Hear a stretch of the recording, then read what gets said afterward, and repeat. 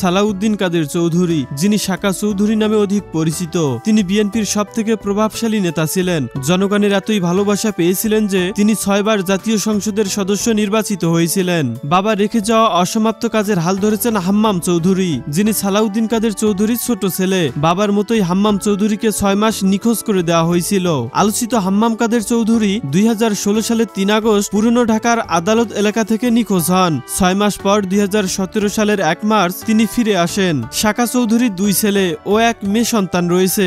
বড় ছেলে ফয়জুল কাদের চৌধুরী, দ্বিতীয় মেয়ে ফারজিন কাদের চৌধুরী, সবার ছোট ছেলে হাম্মাম কাদের চৌধুরী। হাম্মাম কাদের ব্যক্তিগত জীবনে শিল্পপতি এ কে খানের নাতনি এ কে খান গ্রুপের চেয়ারম্যান শামসুদ্দিন খানের মেয়ে সামানজা খানকে বিয়ে করেন। হাম্মাম কাদের এবং তার জীবনসঙ্গী সামানজা খান প্রায় সমবয়সী। তবে হাম্মাম চৌধুরী কি পারবে বাবার মতো জনপ্রিয়তা অর্জন করতে? আপনার মন্তব্য জানাতে পারেন আমাদের কমেন্ট